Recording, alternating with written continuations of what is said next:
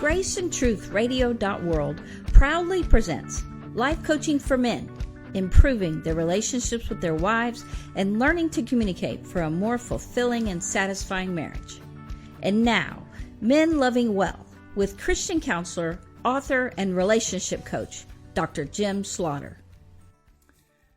A husband comes into my office and asks, "Where have all the feelings gone, Dr. Slaughter?" My wife and I felt so excited and alive when we first got married. We had electricity, man. I was totally obsessed with her, but now things aren't going so well. I want my marriage to come alive again, but I just don't know what to do. How could this happen? Well, I have a question. Could it be that your wife isn't feeling very loved by you and there's a disconnect? Making your wife feel really loved can be the secret to getting the electricity back. The emotional need for love must be met if we're going to have emotional health. Married adults long to feel the affection and love that they need from their spouse. We feel secure when we're assured that our spouse accepts us, wants us, and that our partner's committed to our well-being. During the in-love stage, that infatuation stage, we felt all those emotions. It was heavenly while it lasted. Our mistake was in thinking it would last forever. But that obsession was not meant to last forever. The heart of marriage is rational, volitional love. That's the kind of love we long for, but it's intentional. That's good news to every married couple who have lost all their in-love feelings. If love is a choice, then they have the capacity to love after the in-love obsession has died and they've returned to the real world. And that kind of love begins with an attitude. It's a way of thinking. Love is the attitude that says, I am married to you and I choose to look out for your interests. Then the one who chooses to love will find appropriate ways to express that decision. But where are the shooting stars? Where are the balloons, the deep emotion? What about the spirit of anticipation, the twinkle in the eye, the electricity of a kiss, the excitement of sex? What about the emotional security of knowing that I'm number one in her mind? How do we meet each other's deep emotional need to feel loved? If we can learn that and choose to do it, then the love we share will be exciting beyond anything we ever felt when we were infatuated. But if you want to make your wife feel loved, you're going to have to learn to speak her language. And I'm not talking about French or English or German or Spanish or something like that kind of language, but her love language. When we think about it, most everyone agrees that there's a big difference between thinking someone loves us or hoping someone loves us and actually feeling loved by them. It's feeling love that connects us most deeply and romantically in a relationship. So, love languages. My wife's love language. What is a love language, and how do I speak it to my wife? A love language is something a husband does for his wife that makes her feel loved. Research with couples has shown that there are 5 of these love languages, things that husbands can do or say to their wives that make the wife feel really, really loved. One's words of affirmation. A second is quality time. A third is gifts. Next is acts of service. And finally, physical touch. See, husbands and wives have their own individual love language, one of the 5. And when one of them, say the husband, loves the other, say the wife, with her own love language, she feels really loved and really special. Let's break it down a little bit. Talk about some of the categories of love languages. We mentioned words of affirmation. Let's start there. There are several different components to words of affirmation. The most obvious one might be verbal compliments. I'm going to affirm my wife, make her feel good about herself. Then I want to use verbal compliments or words of appreciation. They're powerful, powerful communicators of love. And they're best expressed as just a straightforward statement of affirmation. And remember, the object of love is not getting something you want, but doing something for the well-being of the one you love.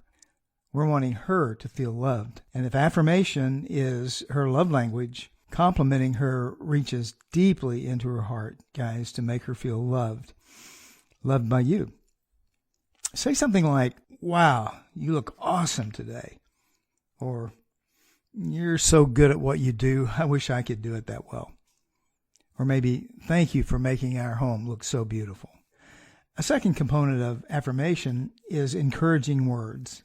Encouraging means, to inspire courage. All of us have areas that we feel insecure in. We often lack courage, and that lack of courage can hinder us from accomplishing the positive things that we'd like to do. The latent potential within your wife and her areas of insecurity await your encouraging words. Encouragement requires empathy. See the world from her perspective. Study her. Learn what's important to her. Inspire her to meet her challenge. Another part of affirming our wives is using kind words. If we communicate love verbally, we've got to use kind words or it won't ever come across. Sometimes our voices are saying one thing, but our tone of voice is saying another. Your partner will usually interpret your message based on tone of voice, not the words you use. So use a tender and soft voice. Use kind words. Words of forgiveness are an important part of affirmation. Love doesn't keep a score of wrongs. Love doesn't bring up past failures. So if we want to affirm our wife, we want to use words of forgiveness. None of us is perfect. In a relationship, we don't always do the best thing or the right thing. We've sometimes done and said hurtful things, actually, to our partner. And we can't erase that. We can't take back the past. We can only confess it and agree that it was wrong. But we can do that. We can ask forgiveness and act differently in the future. If you've been wronged by your wife and she's confessed and requested forgiveness, then you have a choice. You can extend justice or forgiveness. If you choose forgiveness, then intimacy can be restored. Forgiveness is the loving way. We can choose to live totally free from the failures of yesterday. Forgiveness isn't a feeling. It's a commitment. It's a choice to show mercy, not to hold the offense up against the other. So anytime we forgive and are living out that forgiveness with our kindness, then we're affirming our wife in her love language, if that's what it is. Affirmation comes in the form of humble words. And this is so important because my experience has been that it's so difficult for guys often to do this. But love makes requests, not demands. You and your wife are equal adult partners, and we're not perfect, to be sure. If we're to develop an intimate relationship, we need to know each other's desires. The way we express those desires, though, is all important. If we express our desires as demands, we've erased the possibility of intimacy and we drive our partner away.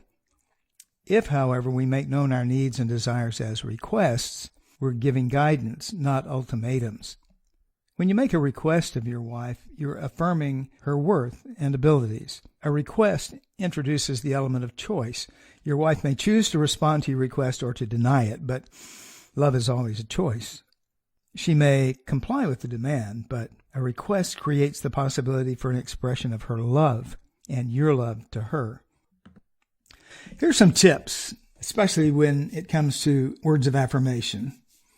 Remember to give indirect words of affirmation about your partner to others when she's not present, but affirm your wife in front of others. Consider an experiment. Write out a list of her positive traits, and for 1 week, suspend all criticisms. Instead, give her daily verbal appreciation of her positive traits and behavior. So the first love language is words of affirmation. The second love language is quality time. Quality time invites togetherness, and it has to do with focus, giving your wife your undivided attention, not just sitting on the couch and watching TV together or flipping through your phone. It means that we're doing something together and that we're giving our full attention to the other person. The activity in which we both are engaged is incidental. It really doesn't matter. It's simply a vehicle that creates a sense of togetherness. Quality conversation is really crucial to this quality time love language. Sympathetic dialogue involves shared experiences, thoughts, feelings, and desires in a friendly, uninterrupted context. Quiet conversation focuses on what we are hearing, drawing out your partner's thoughts, listening sympathetically, asking questions, who, what, how, where, with a genuine desire to understand. So, do your best to maintain eye contact when your wife is talking. Don't listen to your partner and do something else at the same time, again, checking your phone.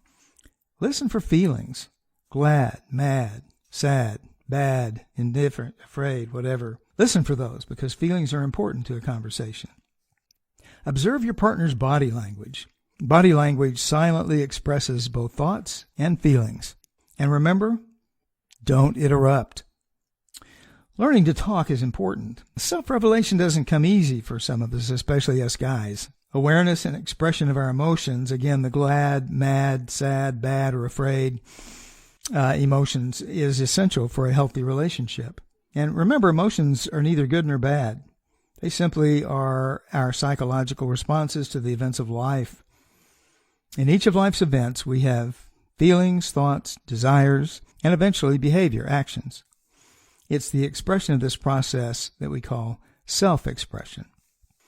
Personality types can be important to consider when it comes to quality time and how we spend it and the talking that we do. How we communicate has a great deal to do with our personality type and gender. Are you a Dead Sea or are you a babbling brook? Men and women tend to have basic differences in how and what they communicate and how they problem solve. Become aware of your own and your partner's personality style and shape your communication accordingly. Quality activities are a big part of quality time together. These can include really anything in which one or both of you has an interest. And the emphasis is not on what you're doing so much, but on why you're doing it. The purpose is to experience something together, to walk away from it feeling, my wife loves me. She was willing to do something with me that I enjoy, and she did it with a positive attitude. This can include anything in which one or both of you has an interest. The emphasis is not on what you're doing, but on why you're doing it. And the purpose is to experience something together, to walk away with your wife feeling, he loves me. He was willing to do something with me that I enjoy and did it with a positive attitude.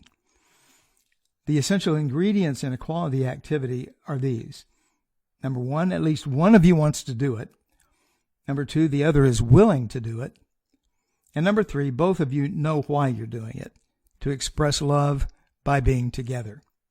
Does quality activity mean careful planning? Absolutely. Does it mean we have to give up some individual activities? Maybe. Does it mean we have to do some things we don't particularly enjoy? Well, sometimes. Is it worth it? Without a doubt. Here's some tips. Get your daily minimum requirement. Establish a daily sharing time in which each of you, you and your wife, talk about 3 things that happened that day and how you feel about them. This may be a challenge, guys, but bone up on the feelings that you have and how they work themselves out in the activities of your life. Consider taking a personality test. A good one is the Myers-Briggs personality test. Another is the Taylor-Johnson temperament analysis. You could read a book about how men and women are different or on personalities. A classic is Men Are From Mars, Women Are From Venus. Another really good book is How We Love by Milan and Kay Yerkovich. A third love language, receiving gifts.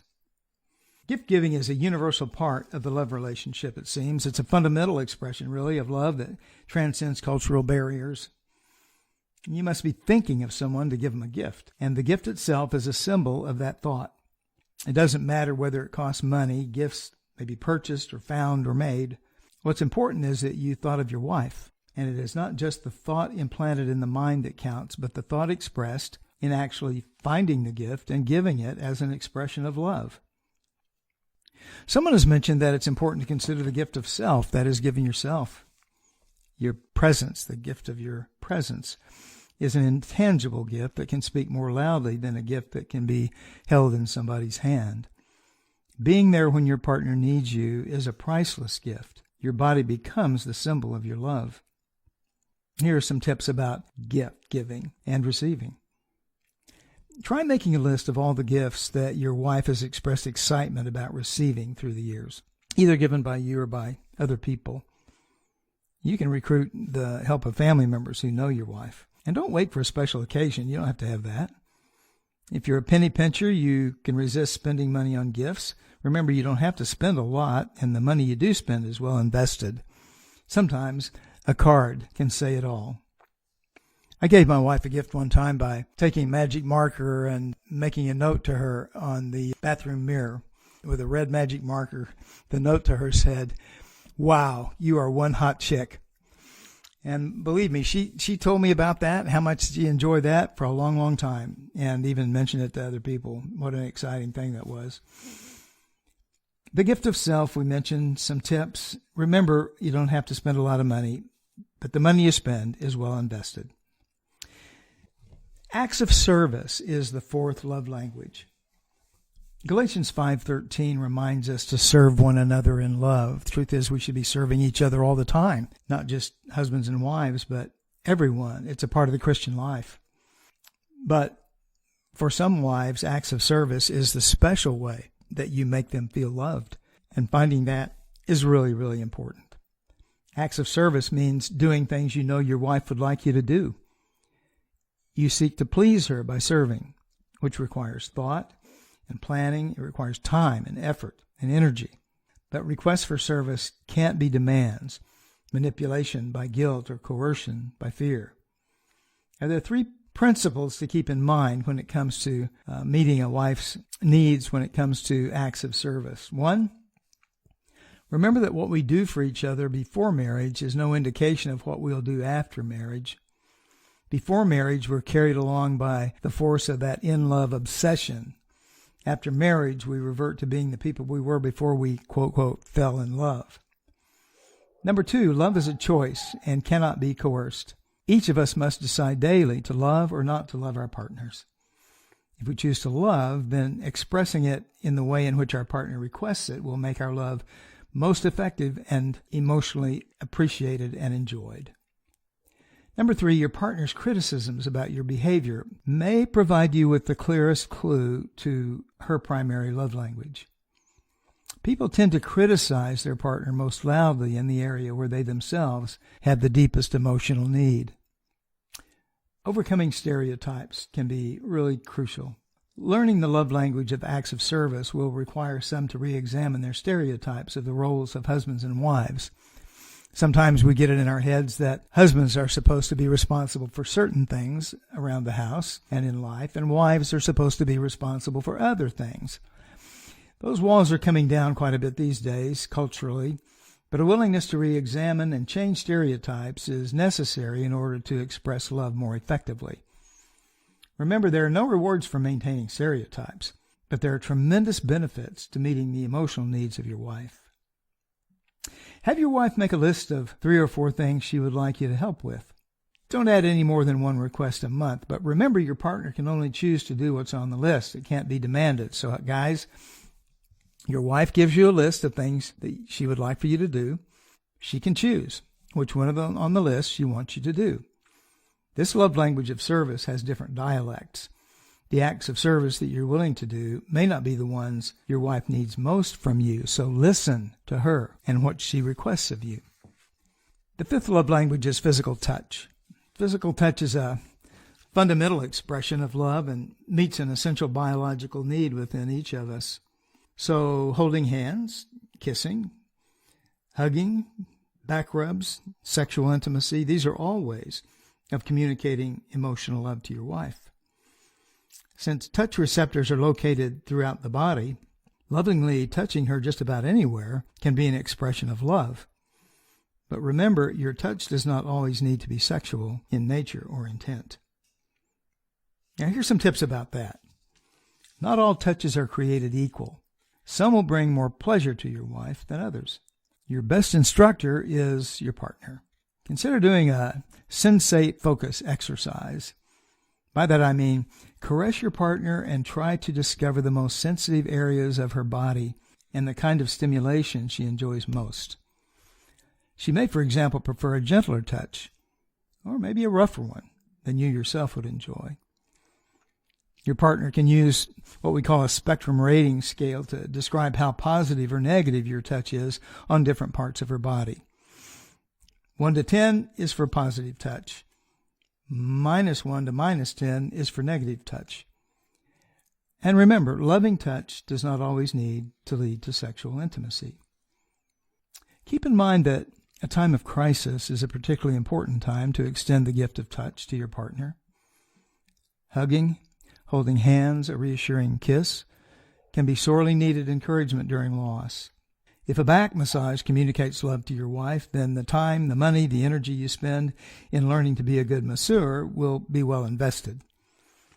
If sexual intimacy is your partner's primary dialect, reading and discussing the art of sexual love can heat up your sex life and can make her feel very, very loved. Well, these are the 5 love languages, and it's not enough just to know what they are and how they're represented. Discovering your wife's primary love language is an important part of the process. If you don't know what her love language is, then how can you use it to make her feel loved? Well, you can't. And so it's important to discover what her love language is. What is her primary love language? What makes her feel most loved by her partner? Here's some ways to discover that. One would be, what do you do or fail to do that hurts your wife most deeply? What do you do or fail to do that hurts your wife most deeply? Your answer to that question, as you think about it, may be a clue to what her primary love language is. The opposite of what hurts you is probably your love language. Number 2, what is your wife most often requested of you? Is it helping her around the house? Is it to let her know that you appreciate her? Is it to touch her more often? The thing that she has most requested of you is more than likely a representation of her primary love language. The thing you have most often requested of her is likely the thing that would make you feel most loved. Number 3, with which love language does your wife most often use to express her love to you? See, we tend to do that. We take what our love language is and we think almost automatically that our partner's love language is the same, but it's almost never true. With which love language does your wife most often use to express her love to you? Her method of expressing love may be an indication of what would also make her feel loved. Another way to discover your wife's primary love language is to consider questions that she may ask of you. For example, with words of affirmation, if that is her primary love language, she may make these requests. Let me express myself without agreeing or punishing. Tell me about your day. Tell me about when you felt proud of me and why. Tell me how you feel, your intimate thoughts. Tell me when you like the way I look. Talk directly to me about your feelings. Don't clam up. Compliment me in front of others. Tell me I'm doing a good job. Tell me something you appreciate about me. Say you're sorry. Picture something positive about our future together. Guys, all these requests are clues to us. They're clues that our wife's primary love language is words of affirmation. When you discover that and what her language is, then you can begin to love her by expressing your love to her through her love language. Here's some quality time requests. If a wife's primary love language is quality time, she might say, come home for dinner with me. Let's have dinner together. Let's have a sit-down dinner together. Plan time to be alone with me. Focus on what I'm saying and don't be distracted when I talk. Read a relationship book with me. Okay, guys, I know that would be hard. That'd be a challenge, but think about it. She may really want that and feel loved by you if you do that. Make weekend plans with me, she might say. Be protective of our time together. Take a walk with me. Have a weekly date night with me. Share something about yourself with me that you've never told me before. All of these requests represent the love language of quality time. Here's some requests if the love language is giving or receiving gifts. She might say to you, I'd love for you to bring me a bouquet of flowers. I'd love for you to surprise me with some small gifts. Would you buy me my favorite magazine? Bring me a single red rose. Leave me a love note on my bathroom mirror. Again, these are clues as to what your wife's primary love language might be. They're requests that she makes of you from time to time. They give you the clue. Acts of service requests include things like, would you look really good for me when we're going to be together? Would you do one of my regular household chores for me? Would you take care of the repairs that need to be done around the house? Could you wash my car? And here are some nurturing touch requests. Spend more time being affectionate with me. Would you tell me more about what pleases you sexually?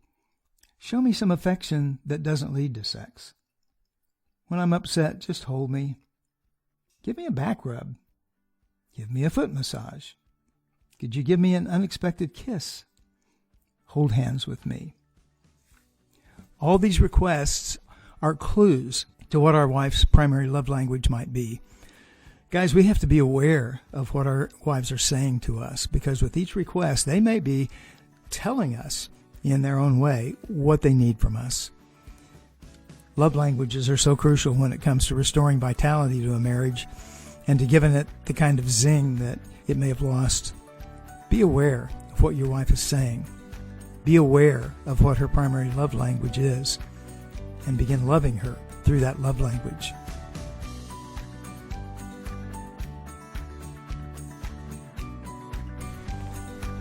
Thank you again for joining us. Men Loving Well airs live every Thursday at 10:30 a.m. Central Time on graceandtruthradio.world. If you would like to contact or coach with Dr. Jim Slaughter, reach out to him on Facebook.com/Living Well Show.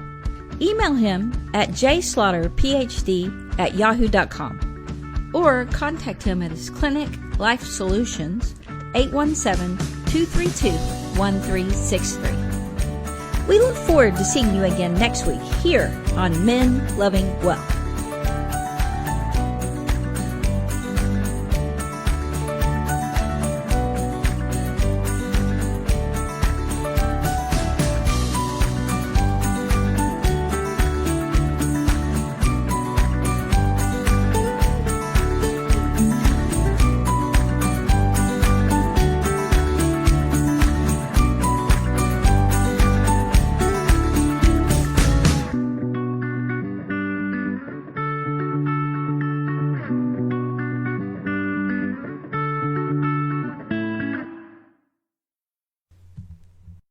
Life Solutions Coaching and Counseling in Fort Worth, Texas is a full-service wellness clinic providing individual, group, and family counseling, one-on-one coaching for life and wellness, and naturopathic treatments of medical massage therapy combined with essential oils to ensure you reach your health and wellness goals. Sessions are available in person or by phone. Get started on your new life today. Just call 817-232-1363 or go to lifesolutionscoachingandcounseling.com or email them at lifesolutionscc@yahoo.com.